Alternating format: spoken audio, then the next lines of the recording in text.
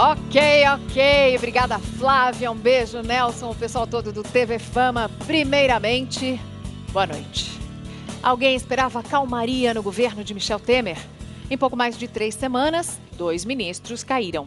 E será que vem mais por aí?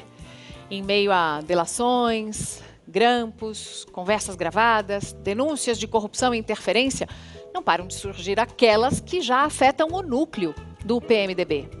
Qual é a solução para o Brasil? Hoje eu converso com alguém que tenta explicar o que acontece no país. Como diz a nossa amiga do Twitter, a Vera, a única pessoa capaz de explicar o Brasil. O ex-ministro Ciro Gomes. E faltando 63 dias para os Jogos Olímpicos do Rio, eu converso com o novo ministro do Esporte, que também já esteve aqui conosco, Leonardo Pisciani.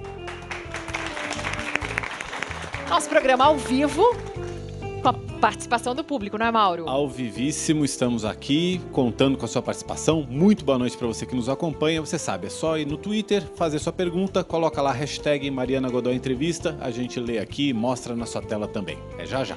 Então, até daqui a pouco, com o Leonardo Pisciani, a gente faz um breve intervalo e já volta com o ministro do Esporte, Ciro Gomes.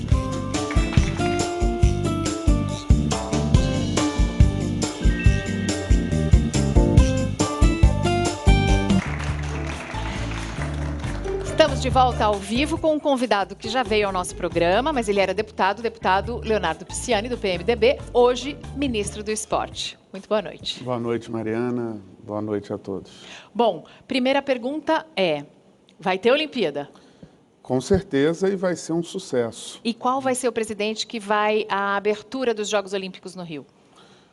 Olha, Mariana, quem é responsável pelos convites, de autoridades na abertura dos Jogos Olímpicos é o Comitê Rio 2016 e o Comitê Olímpico Internacional. No entanto, quem exerce a presidência do Brasil é o presidente Michel Temer e, evidentemente, como presidente do Brasil, será ele que estará lá e será ele que declarará aberto os Jogos Olímpicos. E quem vai encerrar os Jogos Olímpicos? No encerramento, quem participa é o prefeito do Rio de Janeiro, que entrega a bandeira ao prefeito de Tóquio. Eu te faço essas perguntas porque você estava tão ligado a todos os colegas deputados. Na época da votação do impeachment, você, inclusive, orientou uma parte da bancada do PMDB a ser contra a admissibilidade do processo contra a presidente Dilma Rousseff. Eu gostaria de saber de você, como político, você acredita que ela tenha essa chance de voltar? Ela possa reverter esse processo? Olha, Mariana, eu acho muito improvável, muito difícil que isso ocorra. Tanto a votação da Câmara dos Deputados, que eu, inclusive, fui voto vencido, votei em outra posição, como a do Senado Federal, que deu prosseguimento ao processo de impeachment e a consequente afastamento da presidente, foram decisões muito expressivas, numa maioria muito ampla, muito maciça, e com apoio da população, também de boa parte da sociedade.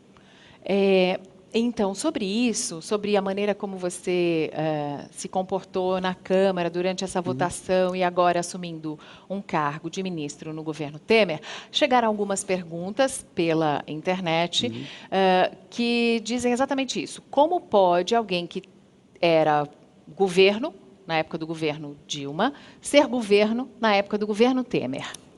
Preciso contextualizar cada um dos fatos que ocorreram.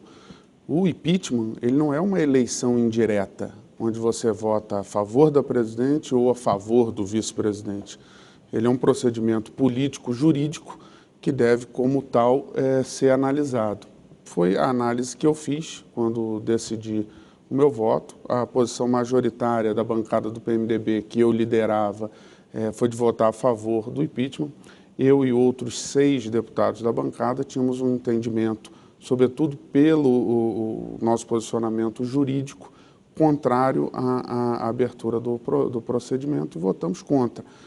Só que nós fomos voto vencido. E o princípio, um dos principais princípios do parlamento é o respeito às decisões colegiadas. E tanto a decisão da Câmara dos Deputados e depois do Senado Federal foram no sentido do afastamento. Sendo assim, e seguindo o que determina a Constituição Federal, o vice-presidente assumiu a presidência e é o presidente do meu partido. E eu creio que todos nós, do PMDB, temos a obrigação de ajudá-lo a ter sucesso nesta tarefa, porque o sucesso dele nesta tarefa será o sucesso do país. O sucesso dele será o sucesso do país. Que passa por uma crise grave e que precisa superar esta crise. Então, já que você tocou no tema da crise, essas últimas informações sobre a delação do Sérgio Machado envolvem Sarney, Romero Jucá, Renan Calheiros. Está chegando à cúpula, até a cúpula do PMDB, as informações de propina, de dinheiro, nesse caso específico da Transpetro. Isso não pode abalar demais, ainda mais, o governo que já começa com uma certa crise de credibilidade? Olha, Mariana, eu creio que as investigações que devem avançar sempre que há uma suspeita, deve ser investigado a fundo, deve ser investigado dentro do que a lei determina. E tem nos demonstrado que as instituições no Brasil têm funcionado. Quem tem que investigar, investiga. Quem tem que acusar, acusa. Quem é acusado pode se defender. E, ao fim, o Poder Judiciário julga e separa o inocente de quem é culpado. Então, eu creio que esse é o fato importante. Então, notando isso, nós vamos ter a clareza de que o governo deve governar. E aqueles que têm o papel de investigar devem fazê-lo. Uma coisa não deve se misturar à outra. E quem tiver que dar explicação, que dê, né, essa explicação. Agora, também não há que se haver pré-julgamento, né, nem condenação antecipada. Há que se investigar e, ao fim, o Poder Judiciário, se for o caso, separar. Mauro. O senhor vai agora, amanhã, para os Estados Unidos, primeiro para o Reino Unido, depois para os Estados Unidos. Se eu estiver enganado, o senhor me corrija, mas acho que o senhor vai estar com os ministros do esporte, tanto do Reino Unido quanto dos Estados Unidos também. Essa sua viagem é para tranquilizar um pouquinho essas comitivas que têm questionado muito aqui o Brasil, tem falado muito sobre o vírus Zika, tem tido todo esse medo do cientista. Qual o propósito dessa viagem? Olha, nós vamos primeiro levar a esses países, primeiro conversar com as autoridades inglesas que sediaram a Olimpíada anterior, a Olimpíada de 2012, trocar algumas impressões, algumas experiências, e também poder afirmar, né, a essas nações, a imprensa internacional que cobre, e com grande expectativa, os Jogos Olímpicos, que pela primeira vez ocorrerão na América do Sul, aqui na cidade do Rio de Janeiro, no nosso país, demonstrar, a gente ter a oportunidade de demonstrar tudo aquilo que tem sido feito, como o Brasil se preparou ao longo desses 7 anos para os Jogos Olímpicos e as razões que nos levam a crer que as Olimpíadas do Rio de Janeiro, as Olimpíadas de 2016, serão um sucesso absoluto.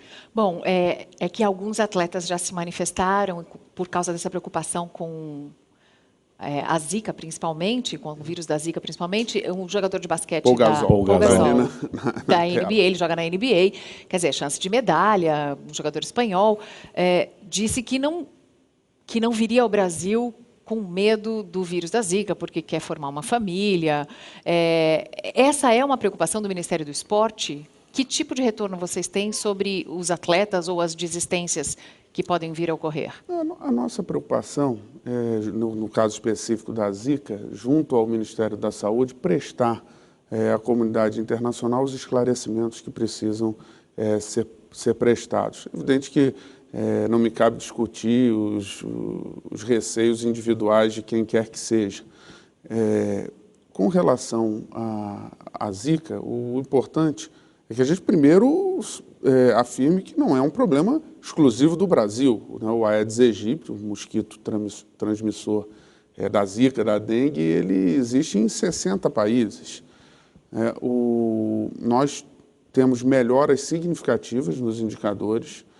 A população, que é fundamental no combate ao mosquito, já que 2/3 dos criatórios são dentro das casas, tem aderido às campanhas de esclarecimento. Mas a força de um atleta como esse, que é tão famoso, isso não pode apagar um pouco Mariana, o brilho do veja o que aconteceu. O Paul Gasol fez esse comentário, né? Ele fez esse comentário, não afirmando, mas colocando como uma espécie de dúvida, e muito rapidamente o governo espanhol afirmou que não era uma recomendação de governo, muito pelo contrário, a Espanha mandaria os seus atletas e recomendava aos seus cidadãos que viessem ao Brasil a acompanhar os Jogos Olímpicos. Então, provoca, sim, a discussão, mas também dá a oportunidade de você diria para ele favorável.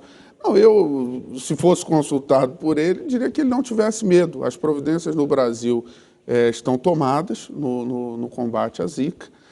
O mês de agosto, e lógico que nós não contamos com isso, nós contamos com as providências que estão sendo tomadas, mas ao analisar a estatística histórica, a série histórica sobre os casos de dengue e de Zika, nós notamos que o mês de agosto é o mês de menor incidência, quando ocorreram as Olimpíadas, de menor incidência de casos, por razões climáticas. É o mês que menos chove, a temperatura diminui um pouco, e tem menos mosquitos. Os atletas da Coreia estão com um uniforme que garante a proteção contra a picada dos mosquitos. Quer dizer, proteção nunca é demais. Né? É só passar o protetor. Vai ter distribuição de protetor? Porque teve distribuição de camisinha, isso eu já estou sabendo. Olha, o Ministério da Saúde faz uma campanha de prevenção, tanto na questão das doenças sexualmente transmissíveis, e daí a distribuição de camisinhas, e também no enfrentamento ao mosquito Aedes aegypti. O que você espera dessas Olimpíadas no Rio de Janeiro? Você já teve uma vida de atleta, sempre praticou esportes? Sempre pratiquei, nunca fui profissional, sempre fui um praticante, mas é um apreciador. Um amante do esporte, e a expectativa é a maior possível. As Olimpíadas, Mariana, é o maior evento da humanidade. Os números são grandiosos. É um evento assistido por 5 bilhões de pessoas, com 206 países. Pela primeira vez, e vai ocorrer aqui no Brasil, terá uma delegação de refugiados que competirão sob a bandeira do Comitê Olímpico Internacional. São atletas que tiveram que deixar os seus países de origem. Vai ter atleta formando uma delegação só de refugiados? Só de refugiados. De vários países? Exatamente. De que países? Síria? Todos? Olha, eu não sei exatamente todos os países, mas atletas que tiveram que deixar as suas nações em razão de perseguição política, de perseguição religiosa, de guerras, de conflitos armados. Portanto, uma grande demonstração de defesa dos direitos humanos. O Comitê Olímpico Internacional fez essa solicitação ao Brasil, e o Brasil consentiu a participação desses atletas. Claro, uma bandeira sem fronteira. Cumprindo o que está na nossa Constituição, que é a defesa da paz, a defesa da autodeterminação dos povos. Portanto, se ganhar alguma medalha, um desses atletas, que hino vai ser tocado? O hino do COI, o hino do Comitê Olímpico Internacional. Bacana, muito bacana essa informação, eu não sabia. Aí a gente está vendo algumas imagens da tocha olímpica. Onde é que ela está hoje? A tocha olímpica está no Nordeste. Eu acho que passou pela Paraíba, se não me engano. Passou pela Paraíba ontem, se eu não me engano, Rio Grande do Norte hoje. Muito se falou do legado da Copa do Mundo, tirando aquele 7-1. As pessoas não se lembram de muita coisa, ninguém vê esse legado. Vai ter um legado essa Olimpíada? Olha, eu creio que as Olimpíadas terão um legado fantástico, tanto de equipamentos esportivos, que não estão só no Rio de Janeiro, lógico que o Rio de Janeiro recebe os equipamentos sede das competições, mas equipamentos em todo o Brasil. Foi lá no sul da Bahia, nós temos o Centro Pan-Americano de Judô, um dos centros mais espetaculares do mundo para treinamento do judô, onde, além de ser a casa da seleção brasileira, vários países utilizam como centro de treinamento.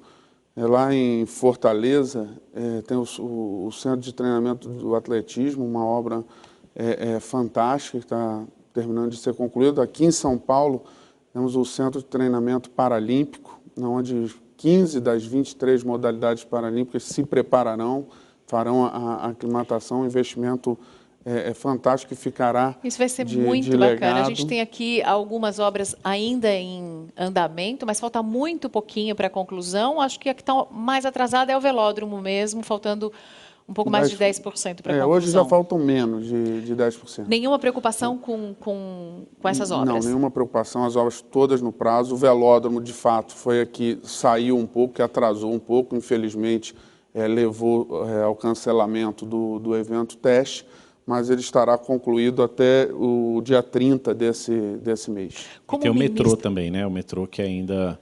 esse metrô no bastante, Rio O metrô, que é uma obra conduzida pelo governo do Estado do Rio de Janeiro, deve ficar pronto, segundo as estimativas e informações do governo do Estado, no dia 2 de julho. Portanto, 3 dias... Desculpa, 2 de agosto, portanto, 3 dias antes da abertura dos Jogos. O metrô no Rio de Janeiro também foi um problema, né? Parecido com o que aconteceu aqui em São Paulo, no bairro de Higienópolis, no bairro do Leblon também, as pessoas do bairro não queriam metrô. É tão estranho ouvir isso, né? Não, e teve uma dificuldade técnica, né? Que foi você cavar o túnel do metrô numa região que era somente de areia, né? Então era uma operação bastante de engenharia bastante complexa. O chamado tatuzão, que é a máquina que abriu o túnel, tinha que, nesta região de areia, andar muito devagar. Não podia, porque você mantém a pressão com água e ar, e muitas vezes, quando acelerava demais, você tinha reflexos de estufar a calçada, de acontecer algumas coisas desse tipo. Mas o Rio de Janeiro, que é a sua cidade, aliás, vai ficar ainda mais maravilhosa depois que terminarem as Olimpíadas. É o que nós esperamos, que o Rio de Janeiro e o Brasil possam utilizar as Olimpíadas como uma oportunidade. Por exemplo, o Barcelona, que é um caso de grande sucesso, virou um grande destino turístico, uma grande cidade turística após realizar os Jogos Olímpicos. Londres, que realizou os Jogos Olímpicos em 2002, em 2013, no ano subsequente às Olimpíadas, pela primeira vez ultrapassou Paris no número de turistas recebidos na cidade de Londres. Então, porque, como eu disse, é um evento assistido por 5 bilhões de pessoas. Então, na verdade, o legado não é só o equipamento esportivo que fica depois, né? E as Olimpíadas é muito mais do que o esporte, né? Do que os 43 campeonatos que ocorrem. Ela também é uma oportunidade de se reafirmar valores da humanidade, valores como a luta contra o racismo, contra a discriminação, pela paz. Opa! Queria fazer uma pergunta sobre o legado político dessas Olimpíadas. O sucesso dessas Olimpíadas, às vésperas de uma eleição municipal, pode garantir a eleição de um sucessor tranquilamente para o Eduardo Paes? E, ao mesmo tempo, para o senhor, pode ser uma boa plataforma para uma candidatura ao Senado? Olha, isso eu não sei dizer, né? Eu acho que não se misturam essas questões. Evidentemente que no caso do Eduardo Paes, ele faz uma gestão bem avaliada, uma gestão positiva que transformou a cidade em muitos aspectos, e o sucesso das Olimpíadas será um coroamento. Então eu acho que o favorece bastante. Com relação ao futuro, eu não sei o que vou fazer em 2018. Isso o tempo e o destino se encarregam. Só para complementar, a Elisângela Lopes está fazendo uma pergunta. Ministro, por que o senhor acha que foi indicado para ser ministro do Esporte? Existe uma leitura, uma análise, que o senhor foi para o Ministério do Esporte justamente para esse ministério sair do PRB, o PRB que tem o Marcelo Crivella como um forte candidato à Prefeitura do Rio. Existe algum fundo de verdade nessa análise? Não. Eu diria, né, primeiro, foi um voto de confiança do presidente Temer em mim ao me chamar para essa... Era para reunificar o PMDB também, né? Porque tarefa, teve ali uma cisão na época da votação do impeachment. Era um reconhecimento à bancada do PMDB, já que eu representava a bancada como líder, e também um reconhecimento ao Rio de Janeiro, que nesse momento decisivo das Olimpíadas, e durante a preparação para os Jogos Olímpicos, em momento nenhum teve nenhum ministro do esporte do Rio de Janeiro, nenhum ministro carioca à frente do Ministério dos Esportes. E o presidente Temer, então, fez esse gesto também com a cidade do Rio de Janeiro, com o estado do Rio de Janeiro. Bom, o Rio de Janeiro continua lindo. O que eu quero saber é o seguinte, esse ano, nesse evento, as pessoas vão ter a possibilidade, principalmente estudantes, né, de trabalhar como voluntários, de participar do evento? Então, serão 45 mil voluntários e a Prefeitura da cidade do Rio de Janeiro comprou um grande número de ingressos, tanto das Olimpíadas quanto da Paralimpíadas, que serão disponibilizados aos alunos da rede pública, para que possam ir e assistir aos eventos dos Jogos Olímpicos. Alguma preocupação com a violência? Alguma atitude foi tomada nesse sentido de tentar preservar os turistas, as pessoas que vão assistir aos eventos, os atletas? Olha, o Ministério da Justiça e a Polícia Federal, junto com o Ministério da Defesa e as Forças Armadas, têm coordenado um esforço de segurança, uma operação de segurança altamente bem preparada para atuar. Vai ter exército nas ruas? Todas as frentes. Terão o exército não só nas ruas, mas terá já um grande efetivo das Forças Armadas, que são as tropas de reserva, mobilizadas para qualquer momento em que seja necessário um rápido aumento do efetivo, entrarem de imediato em ação. Essa colaboração de mais de 100 países com inteligência, nós teremos policiais de mais de 100 países compondo o gabinete de segurança, portanto, uma operação que está cumprindo todos os protocolos e disponibilizando todos os efetivos. O Rio de Janeiro tem tradição, e o Brasil também, mas o Rio de Janeiro muito em especial, em sediar grandes eventos com sucesso na área de segurança. Foi assim na visita do Papa, na Jornada Mundial da Juventude com o Papa, o evento final da missa do Papa Francisco, com 3 milhões de pessoas no aterro do Flamengo.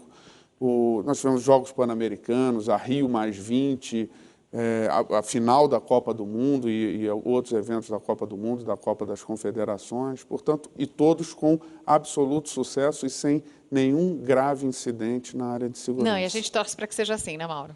O Felipe Arthur, ele está lembrando aqui uma questão delicada. Teve vaia para a presidente Dilma na Copa do Mundo. Existe dentro do governo algum temor de que possa haver vaias para o presidente interino Michel Temer, caso ele continue como presidente ali na época da Olimpíada? Vaias ou aplausos, elas são manifestações democráticas, não devem preocupar a nenhum político, a nenhuma autoridade. Não, mas um estádio inteiro gritando... Mas, além do mais, Mariana, o Nelson Rodrigues dizia o seguinte, que no Maracanã se vai até minuto de silêncio. Então, pode ser que aconteça ou não, né? Depende muito do que as pessoas decidirem fazer livremente, democraticamente, e bom que possam fazer livremente e democraticamente aquilo que entenderem melhor. Mauro, mais alguma do público? Tem do público, tem minha também. Eu queria abordar um pouquinho. O senhor foi líder do PMDB na Câmara dos Deputados. Como é que o senhor avalia esse momento do PMDB, vendo ministros do PMDB caindo? Hoje mesmo foi nomeada a secretária de Políticas para as Mulheres, a ex-deputada Fátima Pelais, que já é acusada de estar envolvida aí numa investigação, é suspeita de desvio de verbas para emendas parlamentares, etc. Como é que o senhor vê esse momento fora as delações do Sérgio Machado, envolvendo Renan Calheiros, Romero Jucá, como é que está o PMDB nesse momento? Como é que o senhor avalia? Primeiro, é importante notar que acusações, investigações, suspeitas não atingem só o PMDB, atingem um número significativo de legendas políticas. Como eu disse aqui ao início, eu acho que na democracia todos podem e devem ser investigados quando há uma suspeita, dentro do que a lei determina, dentro dos parâmetros que estão. E da mesma forma, ninguém deve ser pré-julgado ou condenado de antemão. Portanto, se há suspeita, que se investigue, vamos aguardar o desdobramento da investigação. E o que é que você acha que vai acontecer com o Eduardo Cunha? Olha, Mariana, eu creio que o processo com o Eduardo Cunha deve chegar ao plenário. E aí o plenário da Câmara dos Deputados terá a oportunidade de se manifestar. Eu pensei que a decisão fosse só na comissão do Conselho de Ética. Não, Depois vai para o no Conselho de plenário? Ética, a decisão final é do plenário. Né? Ah. O que eu creio é que... Qual você acha que deve ser a decisão no Conselho de Ética? Porque na minha conta estava meio empatado ali, em 10-10. Não, eu acho que o Conselho de Ética deve dar, pelo menos as notícias que nos Votar com o chegam, que relator? o Conselho de Ética dará seguimento à decisão do relator. Mas eu não estou no dia a dia mais da Câmara dos Deputados, portanto, não tenho acompanhado de perto essa questão. Agora, eu creio que é uma questão que precisa ser solucionada rapidamente, né? O plenário deve ter o direito de se manifestar e aqueles que considerarem que ele descumpriu as normas de ética da casa, votem pela cassação. Aqueles que entenderem diferente, votem pela sua absolvição. Mauro? O governo está pregando, o governo Temer está aí pregando um corte de gastos grande, uma limitação para os gastos públicos. A gente sabe que a pasta do esporte não é uma pasta muito privilegiada em termos de recursos. O senhor teme que isso atrapalhe ainda mais a pasta que o senhor comanda daqui para frente? Infelizmente, o Brasil, em razão da crise, da diminuição da atividade econômica, tem enfrentado um momento de grave restrição orçamentária, né? Atinge o Ministério do Esporte e outras áreas do governo também. Eu creio que o fundamental é que nós possamos recuperar a economia do país, a atividade econômica, para com isso as receitas se aumentem, o nível de emprego se aumente e possa ter mais recursos para todas as áreas. Nós, evidentemente, buscaremos dar o maior peso político possível ao Ministério do Esporte, essa importante bandeira, essa importante tarefa, e que a gente possa, no futuro, também manter o ritmo de investimentos no esporte. Nunca se investiu tanto quanto na preparação desse ciclo olímpico. Nós esperamos que nós possamos investir ainda mais para o próximo ciclo olímpico e, quem sabe, transformar o Brasil numa potência esportiva. Porque não faz o menor sentido mesmo que Cuba, que é uma tripa, é uma ilha, tenha atletas de altíssimo nível, e o Brasil, que é do tamanho de um continente, tenha atletas que sofrem tanto para conseguir treinar. Então, esse investimento tem que vir das escolas, tem que fazer uma peneira desde cedo, mas tem que ter incentivo, né? Atleta tem que ter boa alimentação, tem que ter incentivo para estudar, os pais têm que ter trabalho. Tem que ter a medicina esportiva à sua disposição, no caso do alto rendimento. Mas, além do investimento no alto rendimento, o esporte também precisa de investimento, claro, precisa cumprir o papel... E eu mencionei Cuba, mas a gente pode falar da Jamaica, quer dizer... Precisa cumprir o papel de inclusão social, o papel de fator de desenvolvimento humano, de desenvolvimento educacional... E até de política de saúde também, de formação, né? de saúde em todas as faixas etárias, né?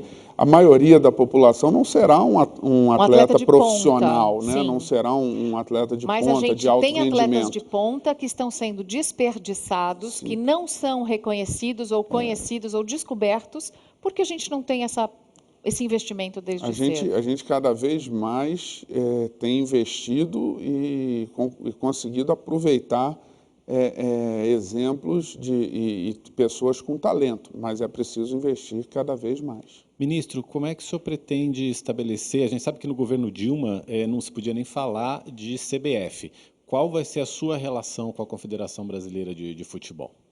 Olha, a minha relação com a Confederação Brasileira de Futebol será igual a que eu terei com todas as confederações. Uma relação positiva, nós teremos o diálogo, evidentemente que é nosso papel, enquanto formulador da política de esporte, fazer com que as normas e as leis do país que tratam do esporte sejam cumpridas. E todas as confederações devem seguir isso e devem também contar com apoio e com auxílio do Ministério do Esporte. Com a CBF não vai ser diferente, eu não vou criminalizar a CBF. Vou ter uma relação positiva como terei com as outras confederações. Agora, não é uma situação complicada estabelecer alguma relação com a CBF nesse momento que o presidente da CBF, Marco Paulo Del não pode nem sair do país sob ameaça de ser preso? Olha, eu conversei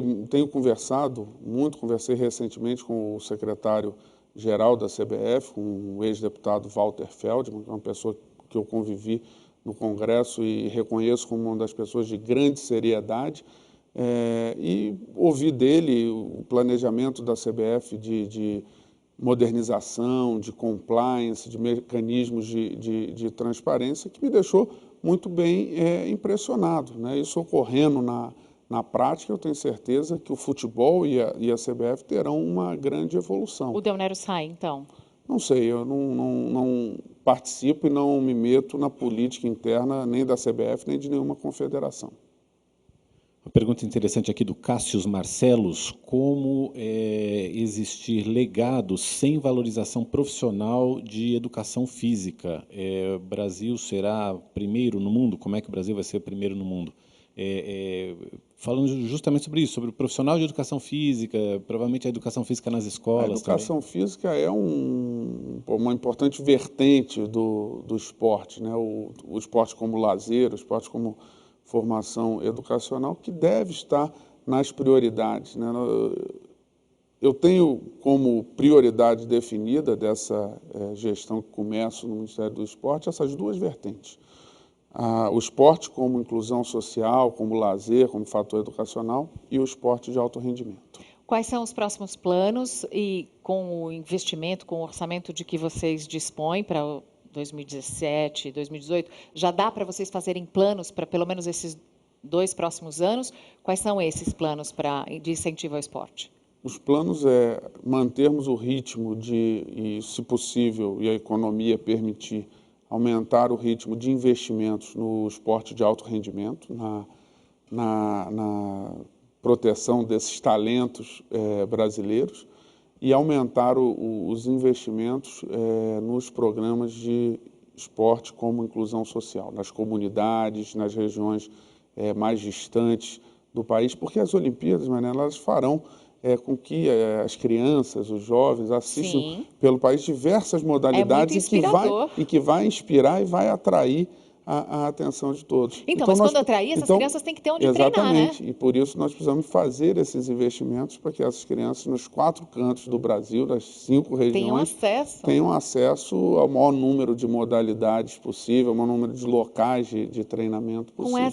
Com essa prioridade de economizar ou de fazer cortes, como ficou o Ministério? Houve muitos cortes no Ministério dos Esportes? Como ficou? O Ministério sofre hoje um grande contingenciamento, mas não é exclusivo do Ministério do Esporte, em razão da situação econômica do país.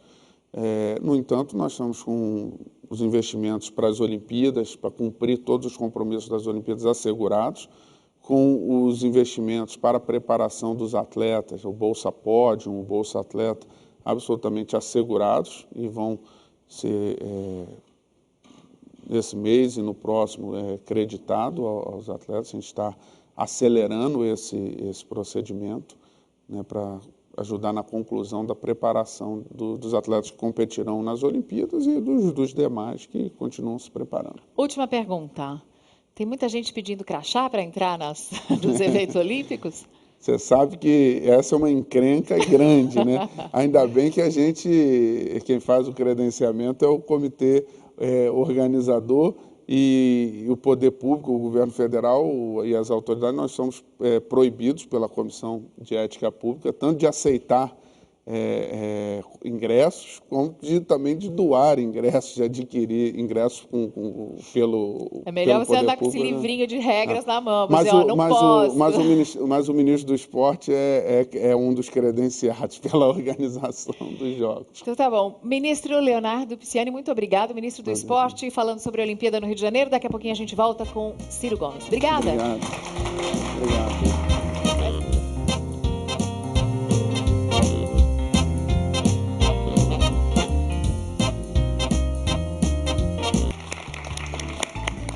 Estamos de volta ao vivo. Muito obrigada pela sua audiência, pela sua participação. Agora com Ciro Gomes.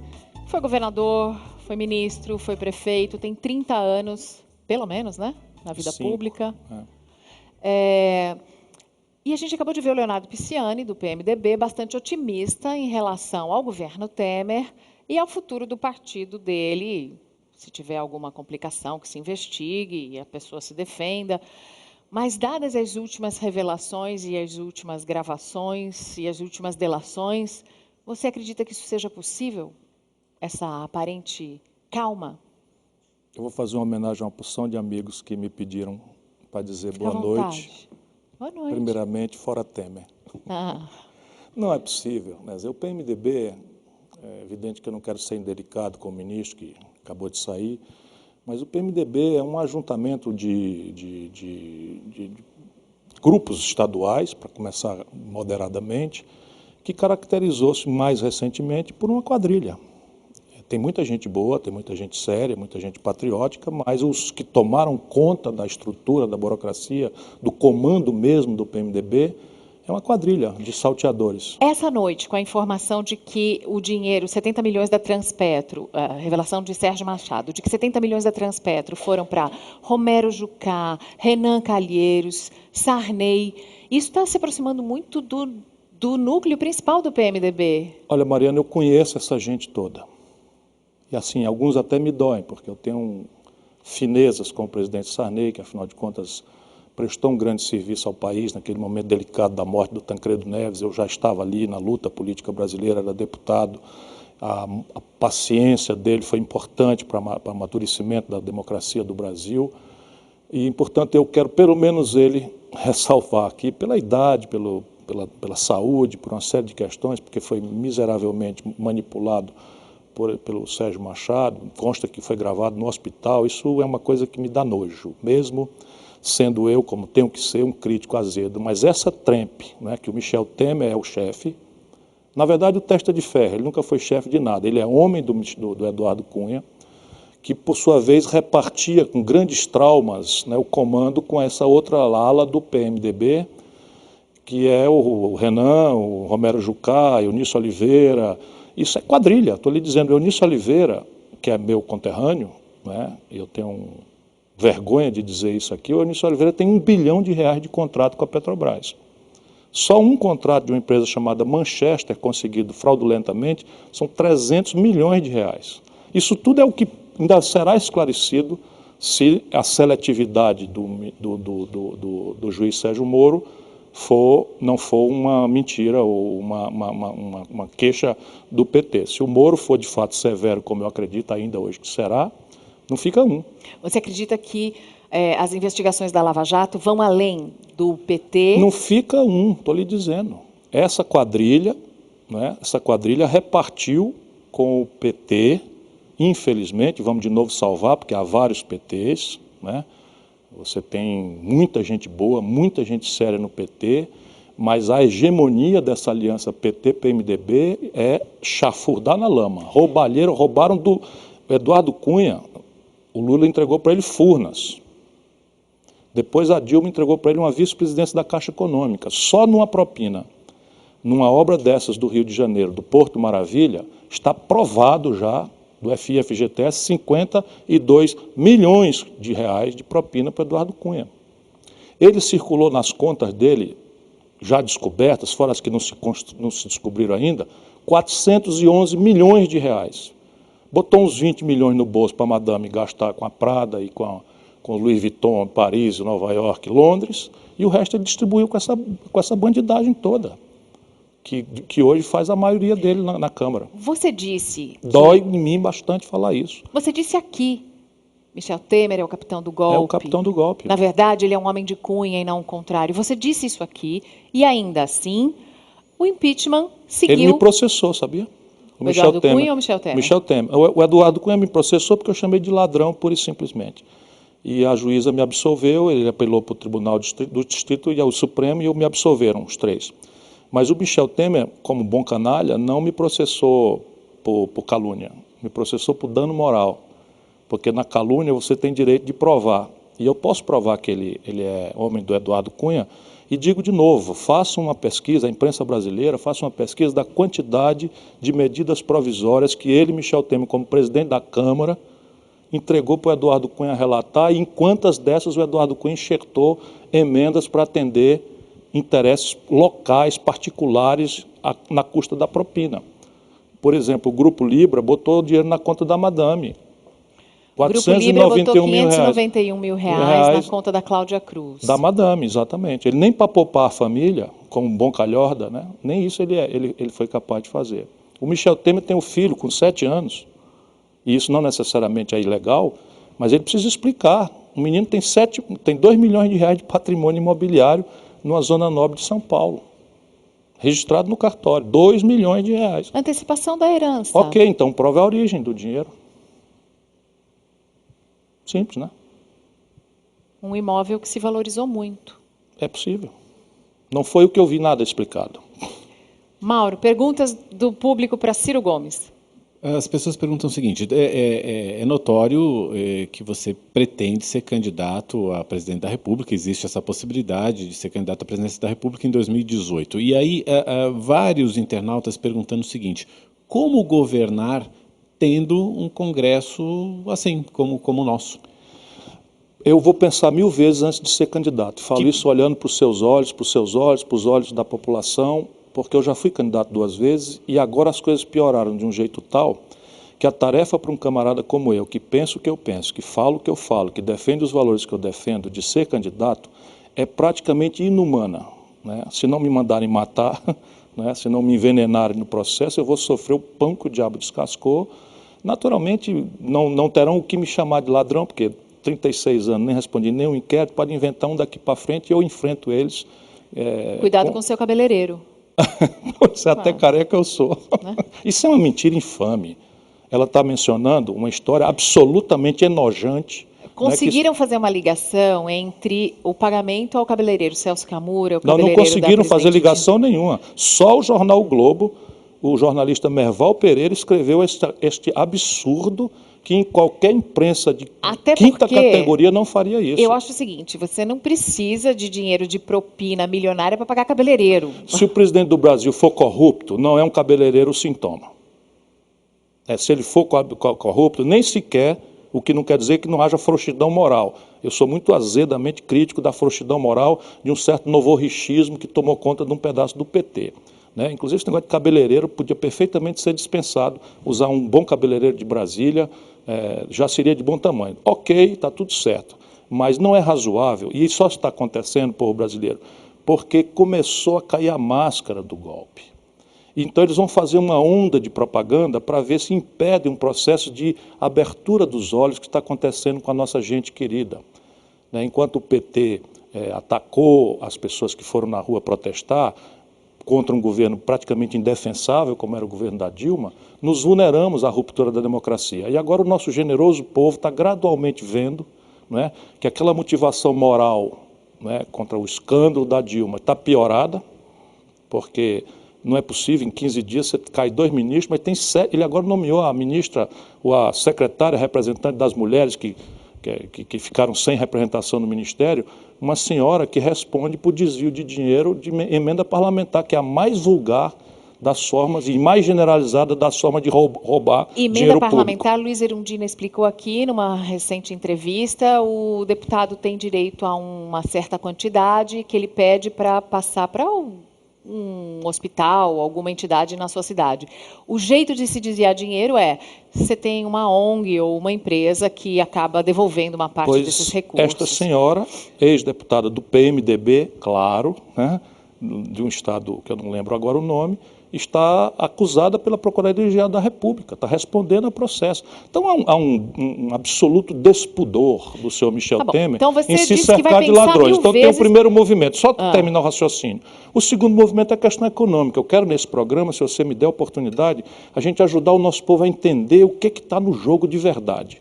Você tem hoje, por exemplo, ontem à noite, anteontem de madrugada, a Câmara Federal, essa mesma que fez o impeachment da Dilma, que a gente assistiu aquele espetáculo, criou 14 mil cargos novos e deu aumento para todos os grupos de salário que já são os mais altos do Brasil, para os políticos, os próprios deputados se atribuíram um aumento gigantesco e no dia seguinte, quando se esperava que o Michel Temer desse alguma coerência, ele pediu um aplauso, porque isso é o PMDB.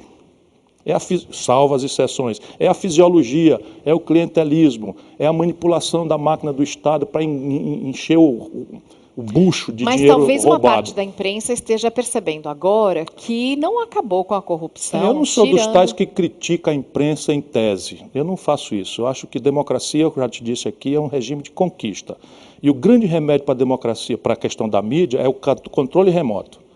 Então, se a Globo quer manipular minha cabeça, eu desligo. Passo para a Rede TV, vou assistir o programa da Mariana Godoy, onde transitam todos os lados da política. Enfim. Todo mundo. Pois é. Ao vivo. Falou, tá É isso aí. falado. Falou, tá falado. Agora, Ciro, você disse que vai pensar 1000 vezes antes de se candidatar. Então, qual é a opção? Por exemplo, alguém que vai fazer o quê? Vai pegar em armas? Repare bem, no Brasil hoje estão acontecendo coisas que em nações menos pacíficas, para dizer uma mistificação sociológica, porque tudo que falta é paz no meio do nosso povo.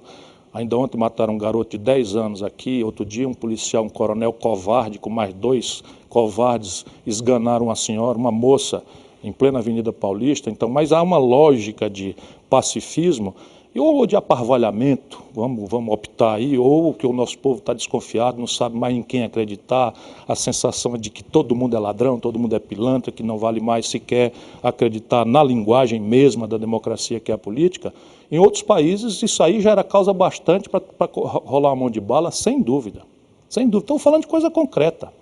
Falando de coisa concreta, esses caras querem destruir... E é motivo para uma intervenção, por exemplo? Militar? Sim. Em nenhuma circunstância. Militar não tem nada a ver com isso. Militar é para cuidar das fronteiras do Brasil contra os nossos inimigos externos. Ponto. Talvez nossos inimigos externos estejam mais internos do que a gente pensa. Não, os inimigos externos, evidentemente, os potenciais inimigos externos estão agindo. O Michel Temer tem uma suspeição que ele não sequer comentou de que é colaborador da CIA, que é o órgão de inteligência norte-americano.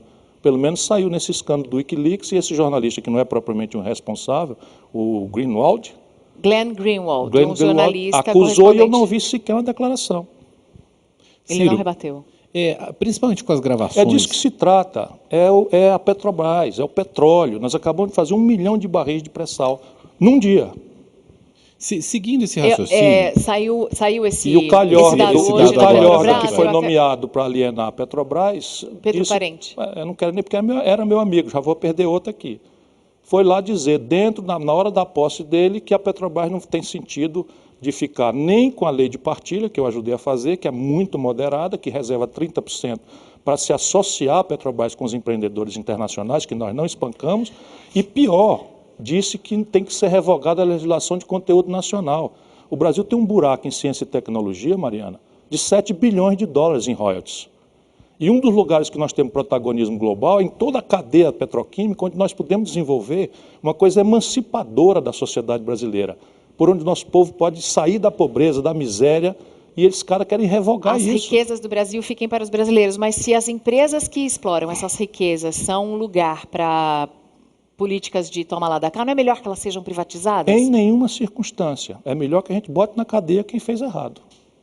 E pare de conversar fiado. Aliás, está na hora da justiça botar alguém na cadeia. Dos políticos, que eu estou falando, porque os diretores da Petrobras têm um bocado na cadeia já.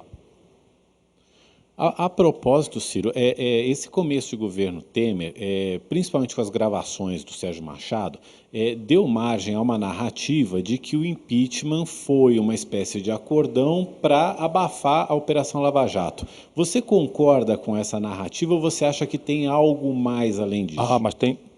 Eu vou pedir para colocar aqui no telão algumas das frases que saíram dessas gravações do Sérgio Machado, falando que tem que parar essa sangria, que tem que fazer... Eu sou do ramo, certo? Eu conheço eles todos. O Sérgio Machado eu conheço há 30 anos, o Sarney eu conheço há 35 anos, eu era prefeito, o Sérgio Machado coordenou minha campanha de prefeito em Fortaleza. Eu conheço o Renan desde os movimentos do estudantil, da Uni, enfim, conheço todos muito bem. E lá em Brasília, a gente sabe todo mundo quem rouba onde, como e como. Vive de segredo de Polichinelo e a nossa grande mídia escolhe as ocasiões, as oportunidades. Mas o impeachment teve fundamentalmente 3 motivos. O motivo dos políticos do senhor Michel Temer. Ele pensa que foi em favor dele. Não foi. O negócio foi contra a Dilma.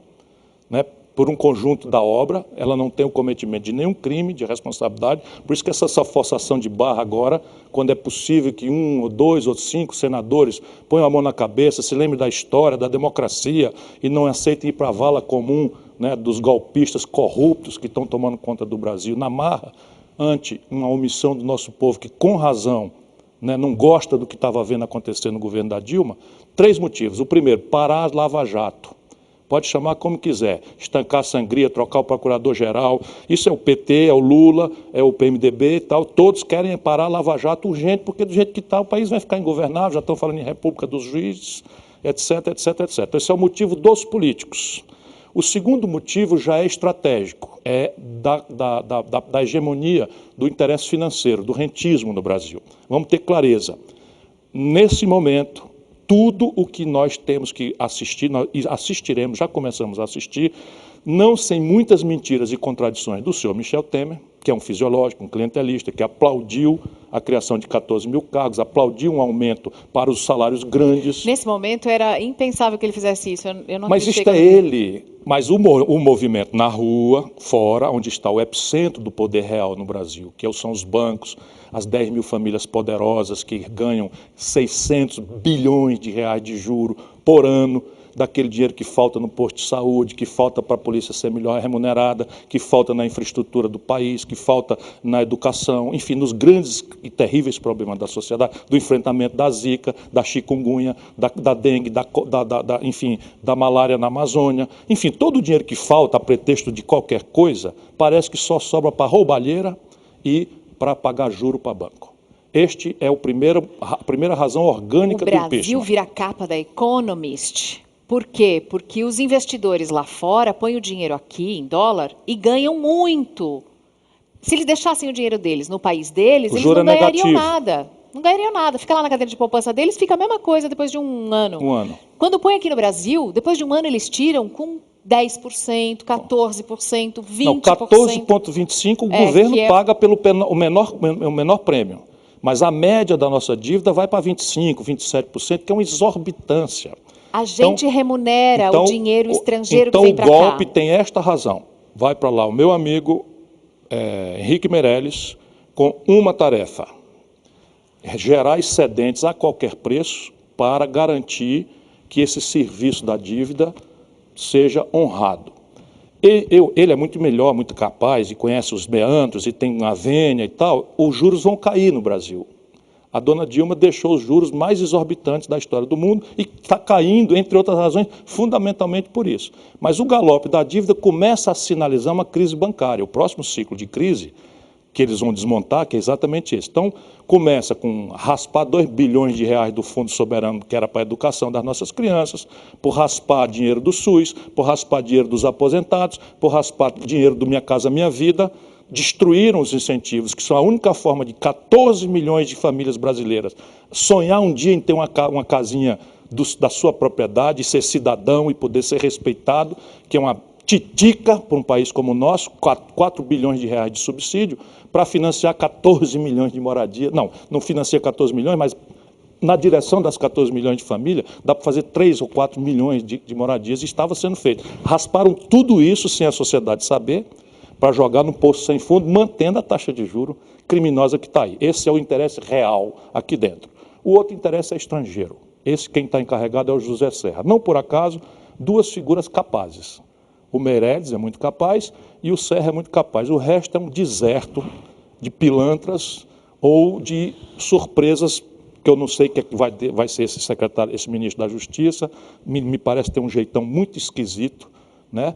Agora estou sabendo que o Michel Temer ordenou e eles não resistiram à ideia de espionar o PT com o grupo de coisa, isso é uma coisa absolutamente intolerável. Hoje à noite, esses calhordas proibiram a presidenta Dilma de usar os aviões da Força Aérea, aos quais ela tem direito pela lei e pelo regramento que o Senado fez, e deixa o senhor Eduardo Cunha viajando nos aviões da FAB e obrigando os nossos oficiais da Força Aérea a bater continência para o marginal.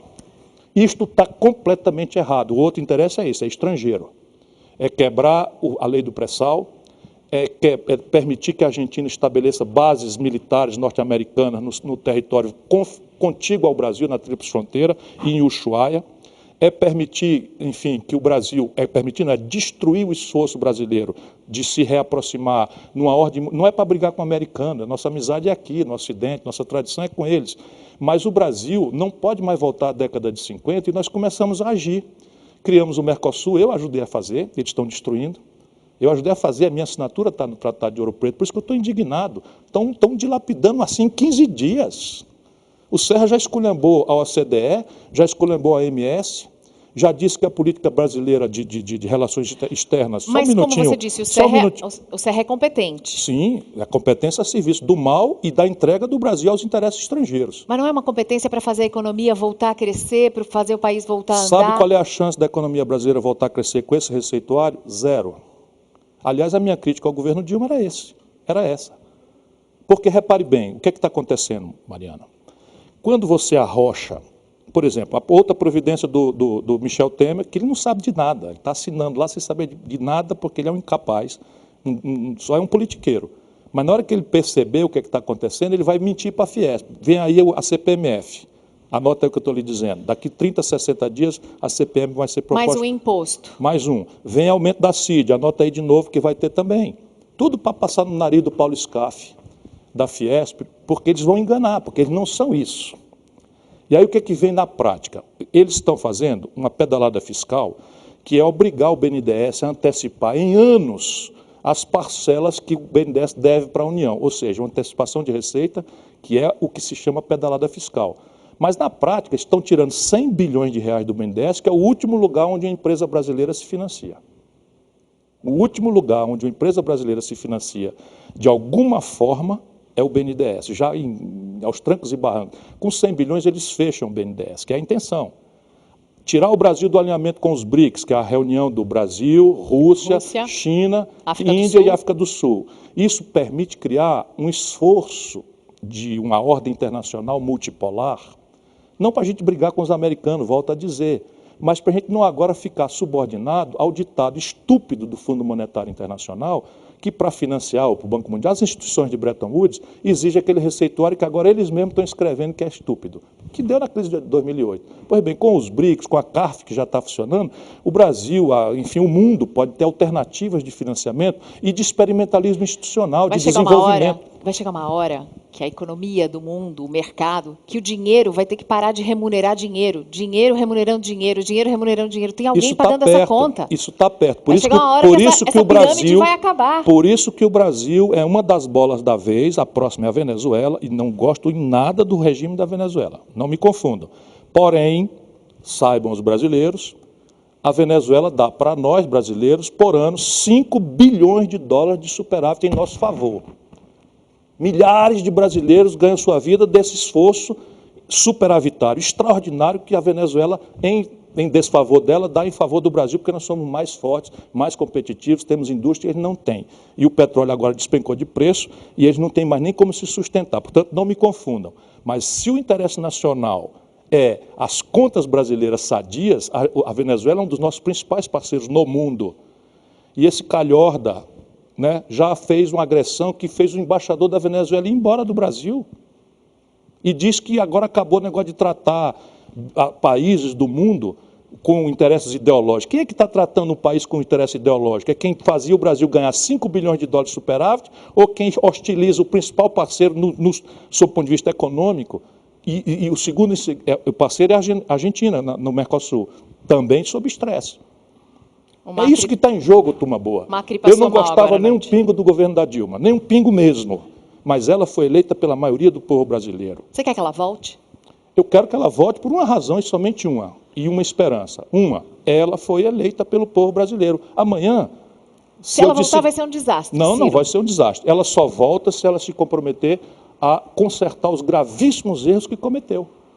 Ou se ela se comprometer a chamar novas eleições e pronto, botar alguém... Eu não defendo nada fora da legalidade. Sabe, eu tenho horror porque eu me vejo um dia assumindo uma responsabilidade dessa natureza com um país como o nosso. Nesses constrangimentos poderosos. Em 64, que foi ontem, os norte-americanos estacionaram um porta-aviões ao longo da costa brasileira no Rio de Janeiro. Isso são documentos oficiais liberados hoje. O que eles estão fazendo hoje? Nós vamos esperar 40 anos para saber que eles estão financiando determinados grupos políticos. O Michel Temer tem que responder. Eu vou processá-lo. Assim que terminar o procedimento de impeachment, eu vou processá-lo por duas coisas. Vou pedir o impeachment dele e vou processá-lo por alta traição. Porque se for verdade que este calhorda serviu de informante de informações sensíveis do Brasil para um órgão de inteligência estrangeiro, ele é traidor da pátria. Está no Wikileaks, os documentos do Wikileaks são documentos que foram vazados pelo Edward Snowden. Esses documentos têm algumas transcrições de telegramas. Edward Snowden trabalhava na NSA, que é o órgão de inteligência secreto mais do que a CIA dos Estados Unidos. Mais do que a CIA, a NSA é a National Security Agency, a Agência Nacional de Segurança Americana. Ele não gostava muito do que ele via no trabalho dele e resolveu abrir para o mundo. Grampearam a Dilma. Grampearam a presidente Dilma Rousseff. Aliás, depois de ser... A presidente do Brasil, que você não gosta, que eu também acho que fez um mau governo, mas a nossa presidente foi grampeada por uma potência estrangeira. Aliás, depois de ser grampeada, ainda assim ela não usava celular com nenhum tipo de codificação. Edward Snowden saiu dos Estados Unidos, foi para outros países, vive escondido, não pode voltar na Rússia. Não pode voltar para os Estados Unidos, senão ele vai ser preso. E o Glenn Greenwald, que é também um jornalista que teve acesso ao Edward Snowden, mora no Brasil e é correspondente estrangeiro aqui, publicou esses documentos que mostram que algumas conversas do Michel Temer com o embaixador americano. É isto. Então o povo brasileiro precisa saber e ele precisa se explicar. Porque conversar com o embaixador americano é normal. A questão é basicamente saber se isso foi republicano ou não. Né? Nessas conversas tinham sugestões de que... Nessas conversas ele falava como aliado do PT e sugeria que o governo deveria ser retirado. Simples assim. O atual presidente golpista do Brasil conversando com a espionagem norte-americana sobre como os brasileiros devemos organizar nosso destino. Te alui, meu irmão. Qual seria a base do seu pedido de impeachment contra o Michel Temer? O pedido de impeachment é se consumar o mesmo que eles fizeram com a Dilma. Porque repare bem, como é que esses senhores vão derrubar um governo que teve 54 milhões de votos a pretexto de que ela antecipou contas ao Banco do Brasil, quer dizer, mandou o Banco do Brasil pagar contas antecipadas do crédito rural, mandou a Caixa Econômica pagar antecipadamente contas do Bolsa Família e depois pagou as contas com o dinheiro que era para ser dado antes. Isso é o que se chama pedalagem fiscal. O Michel Temer fez todas iguais. Então, se o Senado, os senhores senadores, que eu espero muito que uma parte deles caia em si, sabe, caia em si, põe a sua vida na história, quer dizer, um homem como Cristóvão Buarque, um homem como Riguf, que é um jovem que tem tudo pela frente. Eu não espero nada de certas figuras como Romero Jucá, que foi líder do governo Fernando Henrique, líder do governo Lula e líder do governo Dilma. Este senhor, que foi ministro por 48 horas e foi derrubado e agora está aí com a história de que recebeu não sei quantos milhões, foi líder do governo Fernando Henrique, líder do governo Lula e líder do governo Dilma. Não é possível que o brasileiro tenha perdido as vísceras. Né? Em quem mais você acredita no Senado?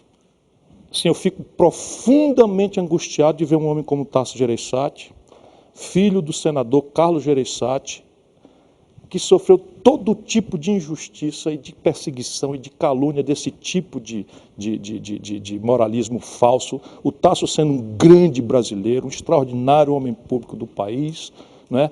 O pai dele era ligado ao Getúlio, que se matou por conta desse mesmo tipo de trempe, sabe, de moralismo na boca de pilantra, né? Porque a moral é uma coisa boa quando a gente fala e pratica. Mas a pior coisa que existe é o moralista de goela, sabe, o filho da puta que não vale nada e que fica falando mal da vida alheia, me perdoe, mas eu ando muito profundamente indignado. E antes de pegar em arma, eu prefiro soltar um palavrão, né?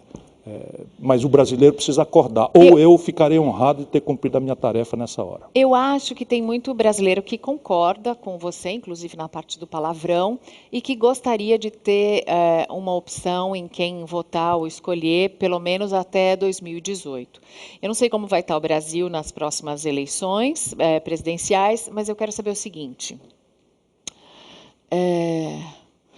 Com o seu perfil você sobreviveria a uma presidência? Essa é a tese importante. O Brasil, só 3 presidentes da República terminaram o seu mandato no período do pós-guerra. Só 3 presidentes da República. Então, a regra no Brasil é o golpe. É o autoritarismo, é o desrespeito à vontade popular, é o desrespeito profundo aos interesses populares. E os presidentes que mais sofreram, Getúlio, João Goulart, enfim, o Juscelino, todos eles sofreram o pão que o diabo amassou. Então, essa é o que espera um brasileiro que conhece o ramo. Eu não sou uma criança, né? Às vezes as pessoas se zangam porque alguém me recomendou um artigo notável, Marcos Vilas Boas, tenho que agradecer a ele, né, me recomendando, entre outras coisas, eu compreendo a tese, que eu tenho que fazer yoga, né, esse outro brasileiro extraordinário estou cansado. Enfim, vou lembrar já, recomendando que eu tenho que fazer como Lula, virar o Paz e Amor, e eu quero isso. Eu estou há 10 anos sem disputar a eleição. Por quê? Porque eu enchi o saco, eu tinha muita crítica aos meus adversários. Aí quando eu vi os meus amigos se corrompendo, sabe, os meus amigos metendo a mão, os meus amigos fazendo o oposto do que a gente sonhava, de quer saber quem está errado sou eu. Vou ficar quieto e tal. E estava quieto.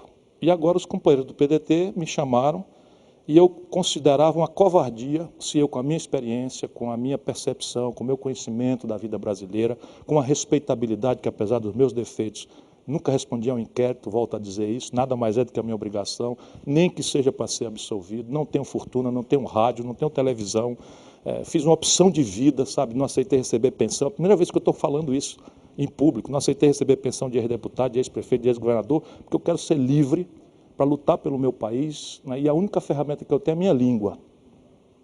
E é isso que eu estou fazendo hoje. Se eu vou ser candidato ou não, volto a dizer, não estou com vontade, não estou com nenhum pingo de vontade, mas serei se eu considerar que essa é a minha obrigação. Ciro, alguém vai ser e alguém vai ser eleito. Vou repetir a pergunta, como governar? Isto é que era importante, eu me emocionei de novo aqui. Repare, os 3 que terminaram dão uma pista. Então, eu não sou poeta, eu tenho exemplos práticos. Então, quem são os 3 que terminaram? Juscelino, Fernando Henrique e Lula. Como é o Lula, enfim, como é que o que é que tem de traço em comum? São 2 características, 2 habilidades, 2 manhas, ou 2 elementos da ciência política brasileira que nos permitem superar a lógica de impasse do presidencialismo. Está aí, a Dilma propôs um déficit de 90 bilhões, o Congresso travou, veio o Michel Temer em 48 horas, propôs um déficit de 170, falso, e o Congresso aprovou de madrugada. Esse de 170 bilhões era para acomodar esses aumentos todos que vieram e talvez os 14 mil cargos. Sim, e mais a propaganda para dizer que recebeu uma herança maldita e tal. O Pisciani não mencionou a palavra Dilma nenhuma vez aqui. Não é possível que as providências todas de fazer uma segurança muito bem planejada, as obras todas, 95%, 97%, 98%, foi o Michel Temer com 20 dias? O projeto de transposição de São Francisco, um sonho centenário do Nordeste, está quase pronto. Enfim, a Belo Monte, uma das mais impressionantes obras de geração, ficou pronta. O governo Dilma é porque é um desastre também de comunicação, mas e se desconstituiu porque mentiu na campanha, porque não administrou bem a economia, foi querer administrar com a receita dos outros, acusou o AS de fazer uma coisa que ela própria foi fazer. E tentou fazer, nem isso não conseguiu. Não, pelo contrário, agravou profundamente. Então, Por tudo isso ela não pode voltar. Ela não pode voltar, Vamos falar Ciro. sobre isso num ponto. Daqui a pouco, claro que pode, ela foi eleita. Ela foi eleita, Para mim, mas isto é sagrado. Ela não conseguiu Tudo nem na minha vida eu devo ao povo brasileiro. A Ela partir foi do eleita. povo do Ceará Ela deveria e a voltar. partir do povo de Sobral. Então, para mim é o seguinte, quem manda é o povo. Se o povo vota bem, ganha de volta o bem que votou. Se o povo vota mal, o povo ganha uma boa lição de não votar mais mal. Isso é o sagrado. Por quê? Porque eu sei que a história brasileira marca o golpe. Se ela volta, ela não consegue governar de novo. Você acha que ela teria basta condições mudar. de Mas deixa ter eu um dizer governo de como. coalizão? Porque ela não fez as 2 coisas que quem tem êxito faz. Primeiro, a rua. O Fernando Henrique governou bem no primeiro mandato porque tinha a rua. E fez uma política com os governadores, que é a outra ferramenta. Então, no Brasil, o impasse é a regra, e o golpe e o autoritarismo são a regra. A exceção é o governo que termina.